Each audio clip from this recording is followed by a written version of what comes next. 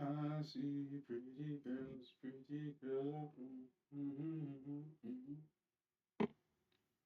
It's just not the audio. I saw this video on Hasman Gold's channel and wanted to check it out. I'm a big fan of Nintendo. I still play Nintendo Pokemon Unite. Like I just played a couple hours ago. Uh, I love.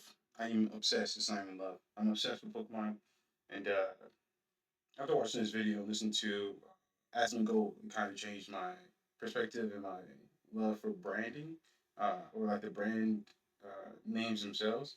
So instead of getting mad at like Pokemon Unite for being in the current state, everyone knows the meme with Tyler one, fix the game.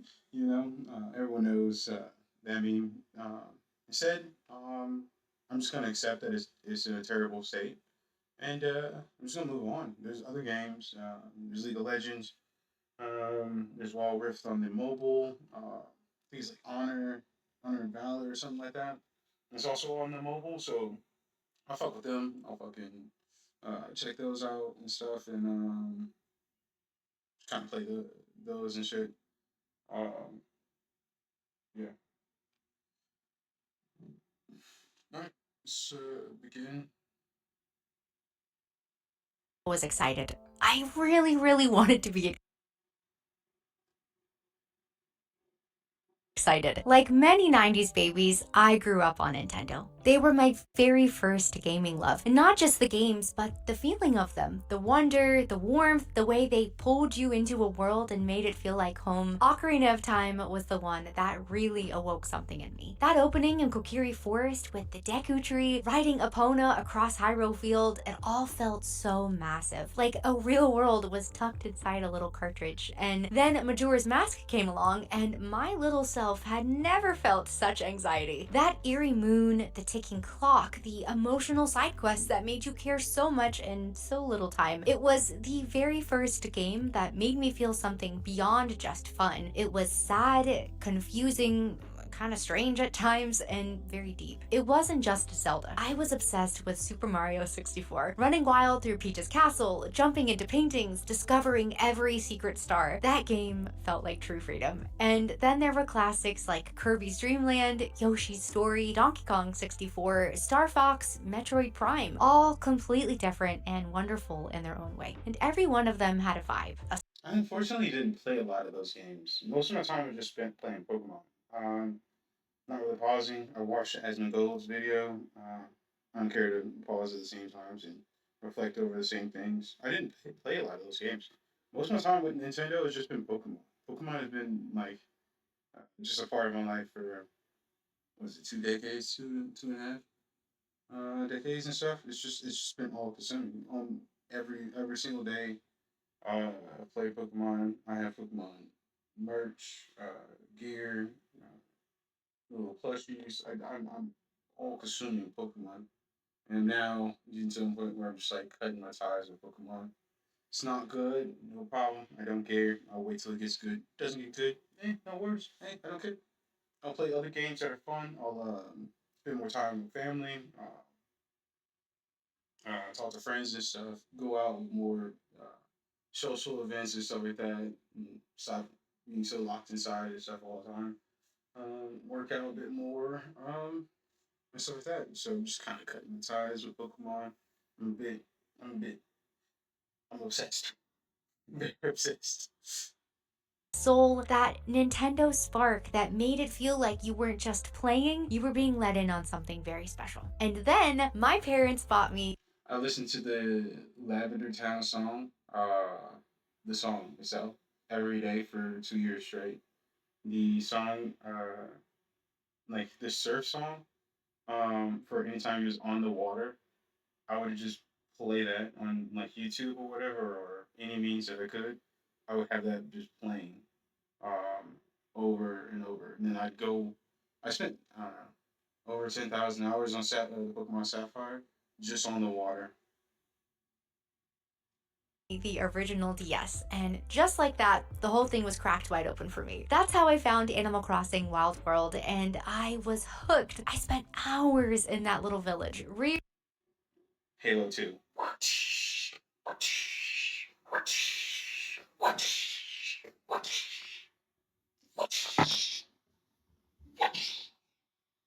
Arranging furniture, writing letters, fishing for red snappers, and visiting my best friend's town during our weekly sleepovers. Even now, just hearing the soundtrack makes me very emotional. It takes me right back to those quiet, cozy afternoons after school, all curled up with that clunky silver DS with nowhere else that I needed to be. Truly the epitome of nostalgia. I didn't know it then, but those games were helping to shape how I saw everything. Stories, characters, even myself, and for a while, it really felt like Nintendo understood how to make something that mattered. And it didn't stop there. I basically owned every major Nintendo console, starting with the N64, GameCube, Wii, DS, 3DS, even the Wii U, which in my humble opinion, was ahead of its time, by the way. But I owned all of them. And when the Switch was announced with Breath of the Wild, I was beyond excited. Like, very cringely crying at the announcement trailer excited. As a Zelda fan, it was everything I'd ever wanted in a game, and to this day, it is still one of my favorites. That launch brought back so much of the old magic, which is probably why I held on for so long, and I even wanted to work for them. Like, genuinely. I applied to corporate Nintendo PR jobs. I, no bullshit, sent Pokemon Unite an actual business proposal to buy Pokemon Unite because I believe they're killing the game. So I cared so much. I gave them an actual business proposal, and I'm willing to spend millions to get this game. I don't want it to die, but Probably like I said, I'm cutting off my ties. If they wish to destroy the game, there's other things I can do. There's other things I can do. 15 to 20 times. I'm not even exaggerating. Back in 2019, I was pursuing PR, and when I got the opportunity to go to E3 that year, the very last E3, by the way, I actually spoke with a Nintendo PR team in person. It was magical. The Nintendo section of the event was so overwhelming and electric, and I remember thinking, this is it. This is what I want. This is what I want to be a part of. So please hear me out. What we are about to discuss isn't coming from someone who's out to bash Nintendo. This is coming from someone who genuinely, wholeheartedly, even at times very cringely, loved Nintendo and their games, and really believed in what I thought they stood for. But over time, I've started to realize that maybe Nintendo isn't the company I thought they were. What I've seen over the last few years is that my nostalgia goggles have been working overtime, and they've kept me from really seeing the true nature of a company that I once held so dear to my heart. So, let's dive in. And let's start with the release of the Switch 2. It's officially out now, and sales are booming. Records are being broken, and over 3 million units were sold worldwide on release day. People are also loving Mario Kart World, and I'm genuinely very happy for them. Yes, the game looks like a lot of fun. I just wish I felt something, because more than anything, I just feel tired. At $450 or $500 if you get it bundled with Mario Kart World, this doesn't feel like a celebration of the next chapter. It feels like Nintendo seeing how far they can stretch our loyalty, how much they can charge us for something that isn't even new, just a little bit newer. And listen, I'm not here to crap on Mario Kart. I think the worst part about it is like the prices of the games don't go down. So like they'll be up there for like 10 years and they're still $80. And it's just like imagine watching Asmongold's video and he's talking about like the Japanese culture. They don't like give away things. So if I think about it of a business perspective of like you just don't give away anything. Everything's a product and everything is for price and stuff. I mean, this is your livelihood and stuff. You want to make as much money as possible. Um, I mean, I understand it. Just it just sucks. I just wish I don't give a fuck anymore. But actually I do. I still do. I wish it wasn't like that. I wish it would go down. With the fact that it doesn't, I don't give a fuck. I actually really like Mario Kart. I do. It's one of those comfort games that's always been there, and it's attached to. I don't actually give a fuck about this game. I actually hate it. And then playing it with my family members, I played one match to be bored to tears, actual tears. I like games like Forza, and more of a realistic game, and this is just garbage. I can be smoking all of you, and then all of a sudden you use this crappy item that helps you stop making errors and hitting the wall. How about you just I don't know, face the consequences? You suck. You hitting the wall in a game where just This couldn't be easier. It drifts around the entire map. It's just boring. I'm bored to tears, bro. First match, and I already know what to do. I'm bored to tears, man. So many fond memories of playing with friends and family, but even though it looks fun, when that's the flagship title for a brand new console launch, I don't know, I personally just couldn't get behind the hype. It feels kind Bored of to boring, safe, tears. predictable. Nintendo Absolute isn't asking, hey, what's tears. possible here? They're asking, what can we get away with? Because $80 for Mario Kart World, that's not just a new number. It's a shift in how this industry treats its players. And what surprises me, even though it shouldn't at this point, is that it's Nintendo, of all companies, ushering in this new pricing standard. This wasn't them reluctantly following a trend that I know was inevitable, but this was them leading the charge, setting a precedent, establishing $80 as the new normal, and not with some expansive, genre pushing new experience, but with an exact game formula that we've literally seen 16 times at this point. And it makes you ask, why? Because meanwhile, I'm looking at games. Because I forget how you phrase it, but essentially, we're shit eaters. Just don't convince yourself that you're eating chocolate. I was a shit eater. I love Pokemon, and I thought it was gonna get better. It's not. Just don't convince yourself that it's chocolate.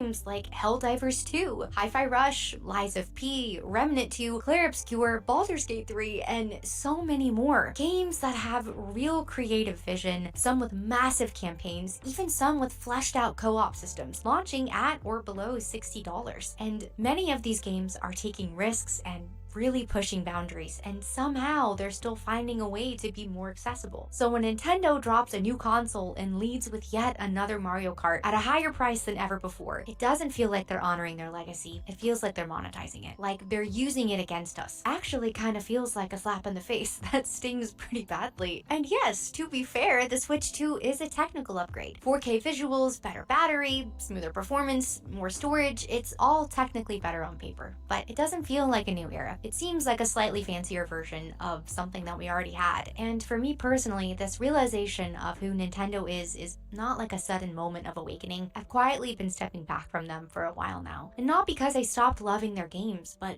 because I started seeing the patterns, the choices, the shifts. And at this point, it's pretty clear that this Switch 2 release is not just about a new price tag or a genuine attempt at launching something new, it's just another step in the same pattern that's been repeating for years. Back in the day, this used to be the company that took risks, that made magic, that redefined entire genres and invited us into something truly special. But now, kind of just seems like they're relying on the fact that we'll show up no matter what, even though they are so often very anti-consumer. It's because they know our nostalgia runs incredibly deep, and the more I've seen it, the harder it has been to unsee. Nintendo has mastered something I can only describe as weaponized nostalgia. They've turned our childhood memories into a soulless business model, and the part that really hurts is that it works. It worked on me for so long. I've been the Nintendo fangirl who's bought the remakes, re-releases, and updated ports, even though I knew deep down that what they were offering was not anything new. And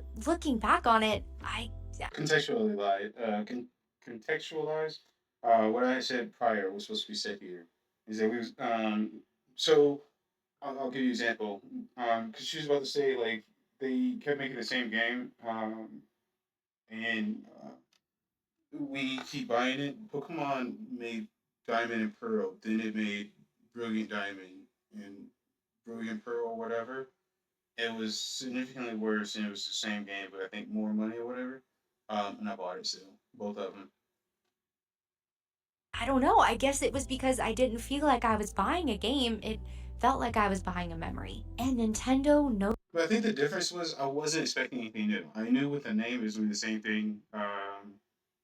For me, with Pokemon, it didn't need to be new. It just needed to be Pokemon. That was it. I didn't care about it improving. I didn't care about nothing else. Just give me Pokemon, give me music. I'm not reading the NPCs dialogue. I don't care. My mom doesn't want me to fucking call her months at a time that I'm just gone playing in the water. I don't care. I don't care. Just give me Pikachu. Give me some Pokeballs.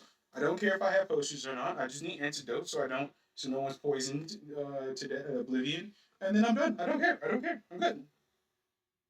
knows that. They know that we remember how it felt to blast through alien worlds in Metroid Prime, or how it felt to spend hours raising your perfect Nintendog.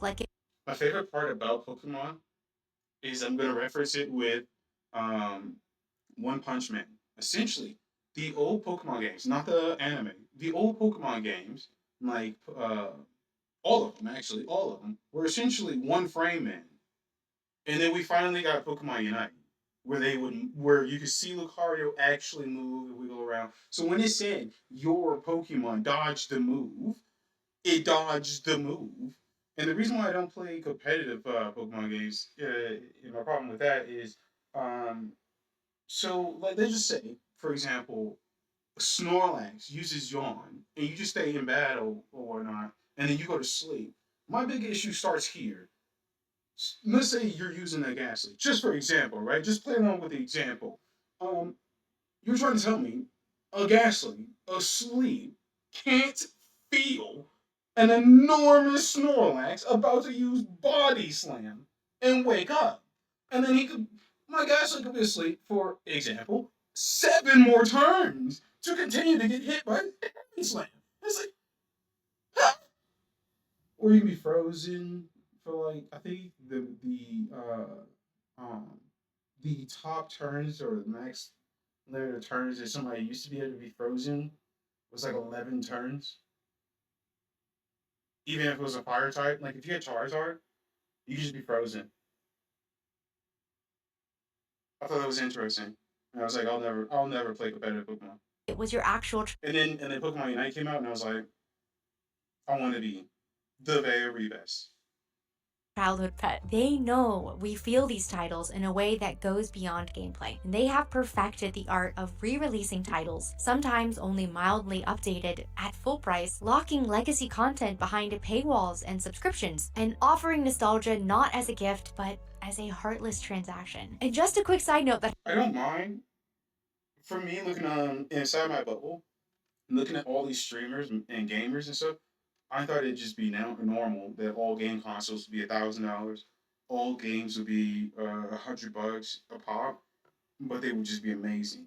And that's my only issue is that they're not amazing. I don't care what price, just make them amazing.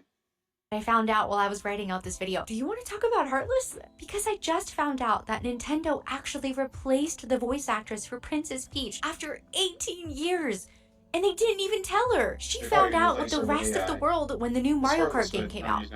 That's actually insane. But anyway, to get back on track, there's always been a huge difference between celebrating fan love and exploiting it. And for me, it seems like Nintendo has lived long enough to finally see themselves become the villain. So moving on from the Switch to release, at some point I started looking at how Nintendo treats the people who love their games. And what I found honestly broke my heart a little bit, because Nintendo doesn't just protect its legacy, they police it. Let's start with content creators. This is nothing new. For many years now, Nintendo has been going after them. Streamers, YouTubers, musicians, for doing what honestly most other gaming companies celebrate, sharing their love for the brand and its IP. Somehow, I I've lived in my bubble for like 34 years. I'm 34 years old, and I don't really go outside of my bubble too often and stuff. So I didn't really do the whole gaming thing and stuff. Was in the gaming sphere, um, but I knew that they were doing stuff on YouTube where they were like copyright striking people, and I was like, I'll just never do anything about Nintendo, even though Nintendo was like all obsessing in my life, and it was something I did every day.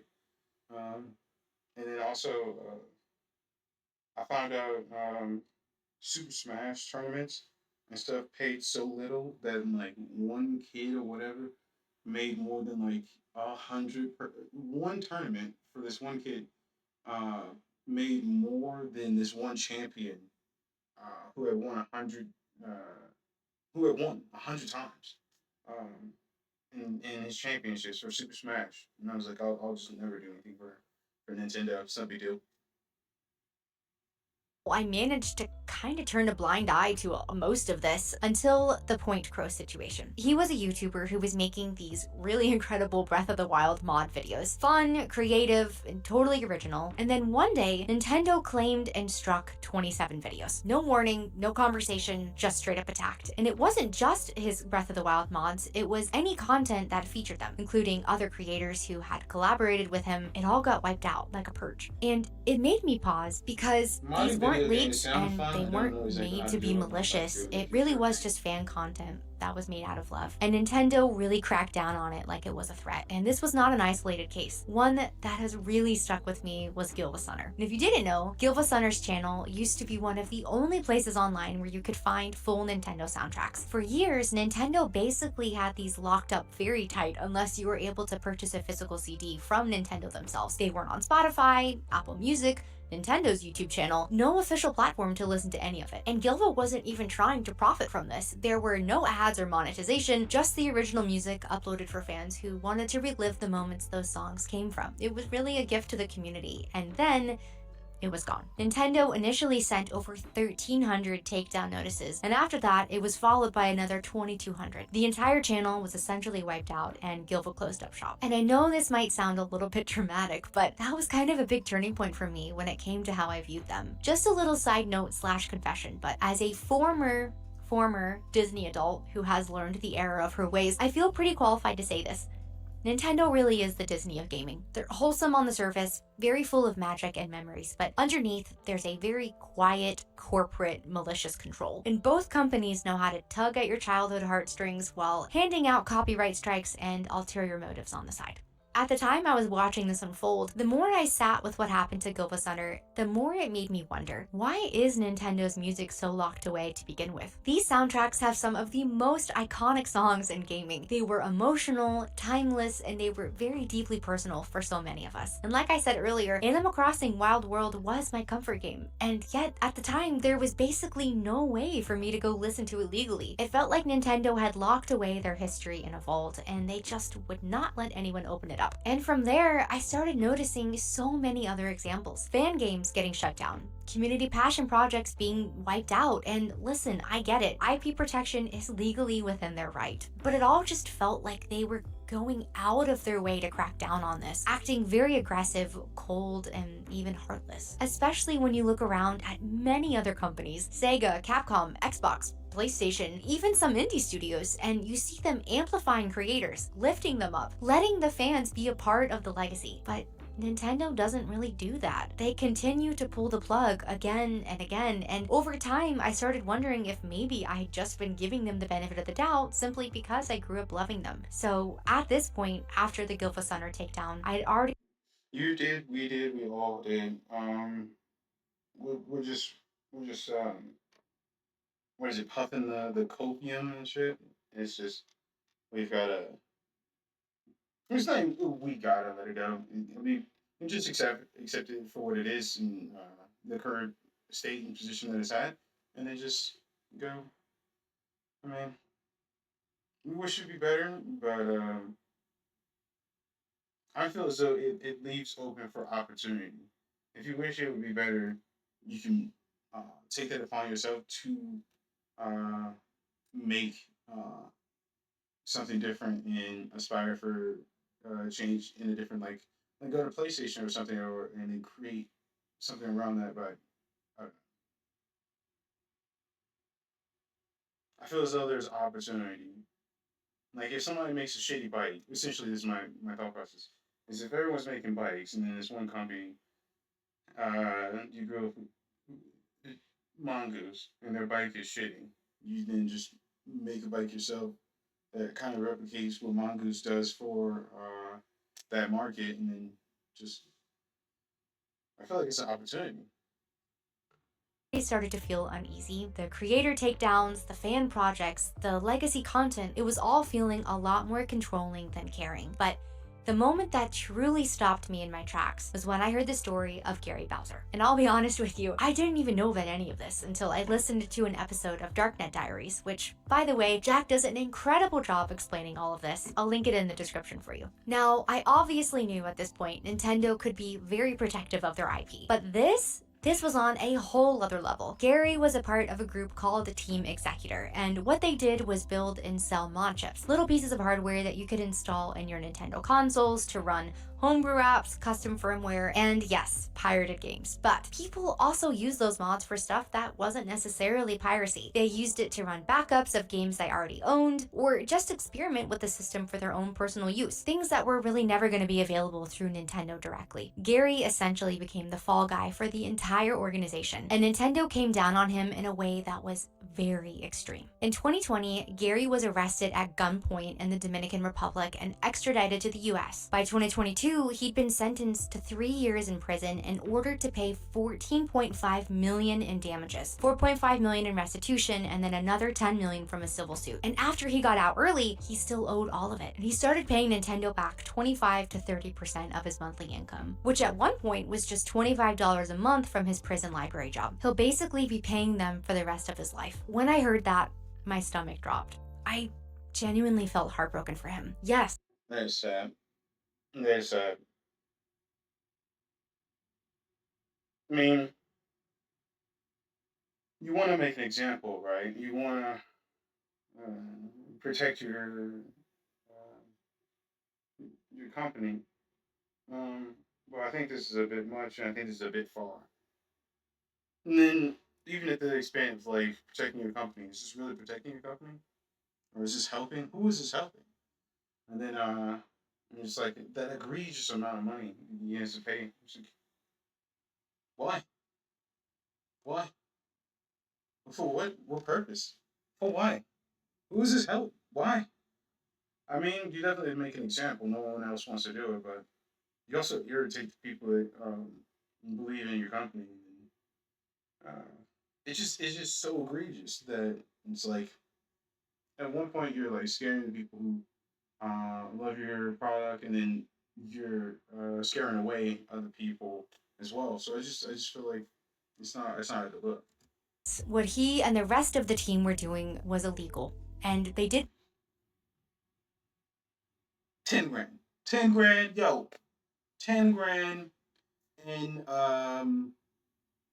instead of all that, and instead of the prison and all that, we need 10 grand from you, and you got to work for us. You got to work for us and do some kind of project or whatnot to help us out with some kind of DLC, some new game, something, and then we also want 10 grand, or instead of the 10 grand, it's just you just help us with a new game or something. profit off of it. But Gary was just one man. And are we really saying the punishment fits the crime here? Because whatever Absolutely. legal lines were crossed, this felt less like justice and more like hatred and wrath. And not just for what he did, but for daring to even touch Nintendo's closed system. And the part that really got me with this is Nintendo tried to get Sony and Microsoft to back them up here, to join the lawsuit and make it a united front against piracy. Yeah, Both Nintendo was like, companies you said will play no. our Both game, you will play Sony our and game, the work that Xbox, we do to billion-dollar play our game, publishers in their own right, and nothing refused to be else. a part of it. It's our Even way they and seemed to or think the that it highway. was too far. And again, I am not here to outright defend piracy, really. There's a whole conversation to be had about access, preservation, and ethics, but this felt incredibly cruel and predatory. Nintendo did not just want to stop Gary from what he was doing, they wanted to make him an example. And for me, this was the defining moment when I knew Nintendo was no longer the company that I had loved for decades. And if you thought Gary Bowser's case was just a one off or a legal overreach in a rare situation, it wasn't. Because not long after that, Nintendo set its sights on something much bigger and arguably much more telling. You might have already guessed it, but I'm talking about Power World. You probably remember when it blew up. A very weird, chaotic blend of Pokemon-style creature collecting and open-world survival I didn't mechanics. play It it. was very messy, it was wild, but it was so much fun. People were very obsessed. So for me, this is just me and my take, my bias opinion. You don't have to feel the same way. I don't care. Uh, but for me with Pokemon, I don't do the whole getting out of the bubble. Don't break the fourth wall with the guns and like being aggressive and stuff like that. And side topic, but like attached to this is like sexualizing the Pokemon. I don't do none of that shit. None of it. I don't like it. I don't fuck with it. No, I like my Pokemon to be as fucking child friendly as possible. I don't want to talk about sex. I don't want to mention sex. I don't give a fuck about sex. They're like, oh, well, Merc, if I can marry a skitty and make an egg. I want you to know I don't even think about the sex that's like involved in it at all. I do not contextualize what the fuck I just did at all. At all. I created the egg. I don't even care. I don't even care. I don't care the process. I have an egg. That's it. That's all I'm thinking about. That's the only thing that's crossing my mind. Sex has completely left my mind when I'm playing Pokemon. Guns completely left. I talk to the police in Pokemon. I talk to the police. I fucking hate the police. I talk to them in the game. Is because the real world does not. It doesn't impede in the game. All that nonsense and negativity and hatred and bigotry and just injustice and hatred and all that stuff. Don't care. Don't care. Keep it to yourself. I'm surfing in Pokemon. Don't give a fuck. Don't care. Don't care. Don't care. Don't care. I'm surfing. myself included. And yes, come on, it clearly was See, inspired by see, like this, Pokemon. I don't That's like. not I a don't secret. like. You could throw a spear, you could collect Have all of them doing bullet seed or something instead. Like I don't care. Just get the gun. Get the real world out of here. little pals, you ride them, you battle them. It was Pokemon. This is how far I will go. You can make me a Pokemon. I don't even fucking want to be a human being in the game. I'd much rather be a Lucario. Charles, your starter Pokemon is you. I am Charmander, and I band with my other Pokemon in order to beat the gym leader. I don't even want to be a human being. I don't want the outside world in. Adjacent, absolutely. But here's the thing. It wasn't a copy. The characters were different. The art direction, tone, many mechanics were different. It took a very familiar genre and gave it a bold, slightly unhinged twist. And for the first time in years, fans were saying, why doesn't Nintendo try stuff like this? Instead of taking that feedback in stride, instead of rising to the challenge, listening, learning, evolving. I unfortunately would be one of those people that are like, I don't like the game now because, like I said, I bought Diamond and Pearl and Platinum, and then I bought Brilliant Diamond and Pearl, and I was waiting for Brilliant Platinum. I don't care if you copy and paste, but you bring the real world in. I'm completely devastated. I don't want guns. I don't want violence. I don't want humans. Let me be Charmander or whatever the fuck. I don't care. Don't care. I'm gonna be Lugia. Whoa, I don't care. Just let me be a Pokemon and play Pokemon and just ignore the real world. It's too much noise. It's too chaotic. I like my bubble. I like to stay in my bubble. Give me my bubble. Nintendo did what they've been doing for a while now.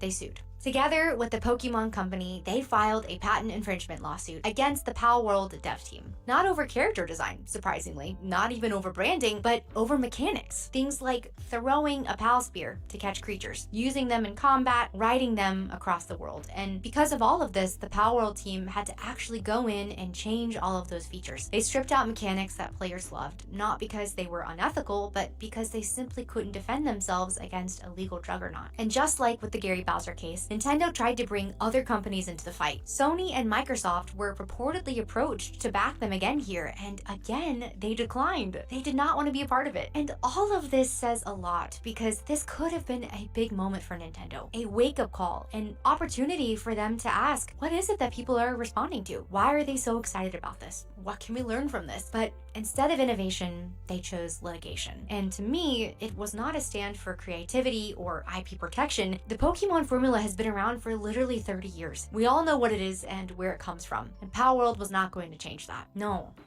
This was Nintendo being a bully and swinging at anything that threatened the comfort of their complacency. They had an opportunity to grow, to evolve, to take advantage of someone already laying the groundwork for them, but instead, they chose violence. And after everything, the creator takedowns, the lawsuits, the silencing of innovation, you think maybe Nintendo would at least try to get one thing right: their legacy. I remember when Nintendo Online was first announced. It sounded like such a win, a way to legally revisit classic titles, play old favorites, dive back into the library that built up this brand. And at first, I was so hopeful. But the reality has been frustrating at best. Games get added randomly. Some months it's not much. Other months it's one obscure NES title no one really asked for. Entire consoles like Game Boy Advance or N64 still feel incomplete, and sometimes titles will just disappear without warning or explanation. They're just gone. And In the Asmongold's video,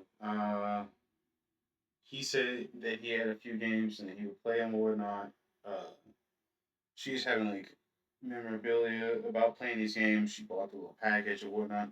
I saw the graphics for one of the games, and I was so bored to tears of whatever the objective was for like an old Mega Man game or something. I was so bored to tears I couldn't keep playing. For me, it's not like Pokemon. I can go back and play Pokemon Fire not in Fire Red, Pokemon Red on my iPhone right now on the emulator and have no problem. No problem. The music won't bother me. The graphics won't bother me. The fact that it's in black and white won't bother me. But if I go play anything else and it's like not in like current graphics, I immediately am just like annoyed and I just want to leave. Now, with the launch of the Switch 2, I thought maybe they would just try to clean things up a bit. GameCube has finally joined the retro lineup, which is very awesome, but they only added 3 games at launch: Wind Waker, Soul Calibur 2, and F-Zero GX. Like, yeah, that's a cool trio, I guess, but it's also pretty bare bones for a console with so many legendary titles. And yes, I know more are coming, but why launch with so few? Why not take the easy win here and give your fans what they've been begging you for years? Beyond the catalog, the performance isn't always there either. Sometimes there's lag, some games have awkward control schemes, others don't support cloud saves. It doesn't really feel like a premium service. It feels like something Nintendo begrudgingly maintains, and definitely not something that they can be proud of. The thing is I've always wanted to support something like this. I actually am very happy to pay to play these games legally. I want to revisit the titles that shaped me in a clean, easy way, but Nintendo has made it so hard. It's like they're sitting on this treasure trove of nostalgia, this very beautiful, powerful legacy, and instead of sharing it or celebrating it with us, they keep it to themselves and withhold it. They kind of hold it over us like drugs, Mm-hmm. honestly, banking on the fact that we'll continue to play the hard. I just had that thought of the you gotta be quicker than that. He had the dollar. It's like you gotta be quicker than that. That's Nintendo, and I'm over here like I'm not glad to give you my wallet if you just stop playing these games. Here's my wallet. Give me the game. You can be quicker than that. Just give me the game.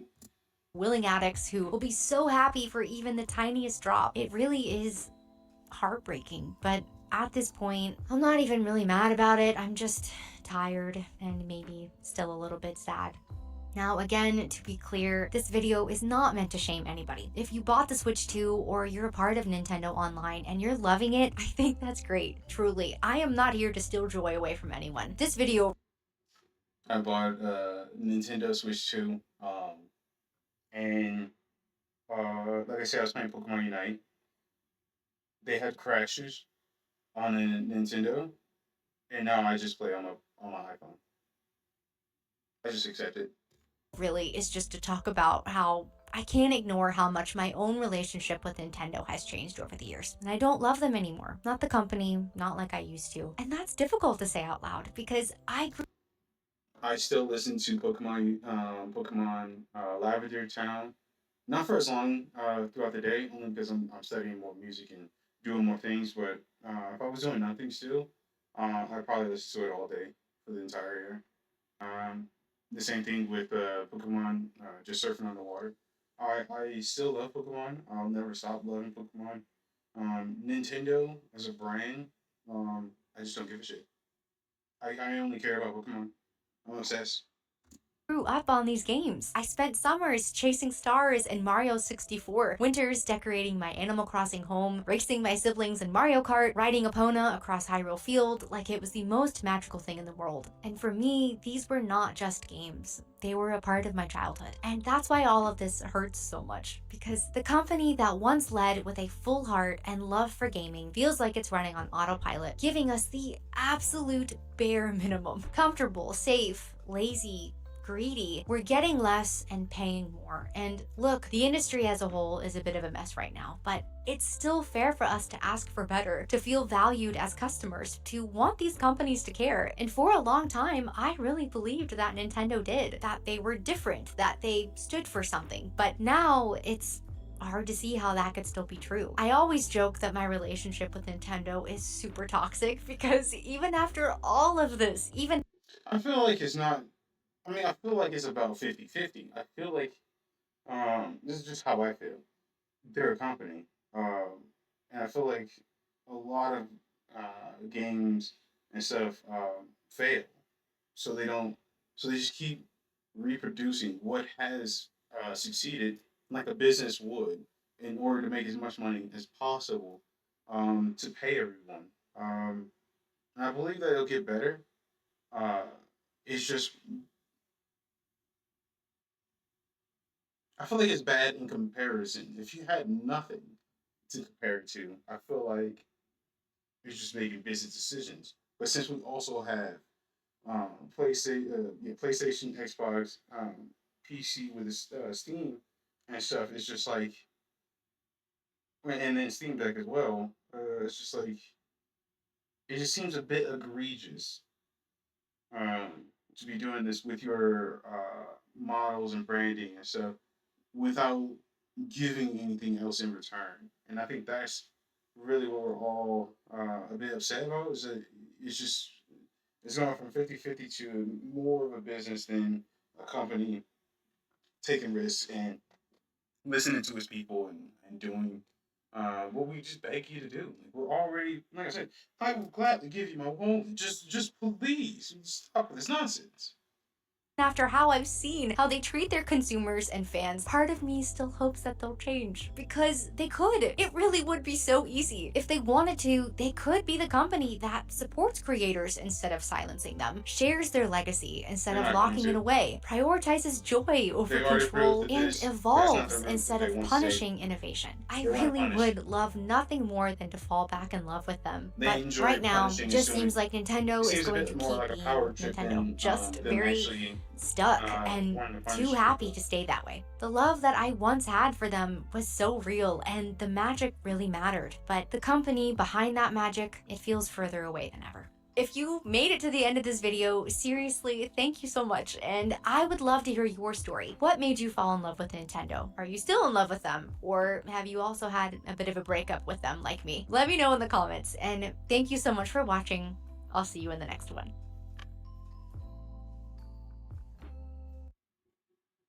I think her take was wonderful. I think the videos very well done. And this was a video made by the background NPC. Yeah, I think it was very well made. Um, and for me, like I said earlier, I don't really care about Nintendo in and of itself. As if I was looking at it like Disney, I don't give a shit about Disney in and of itself. Um, which one is it? I don't know if they own DuckTales. They probably do. I don't know what they own. I love Donald Duck. So I'm just like, I don't care about the big conglomerate. I only care about Donald Duck. That's it. I don't care. The rest of it is just the rest of it. Um, this is like I said, the background NPCs video. Give her a like, subscribe it, and cheers. And that's the video.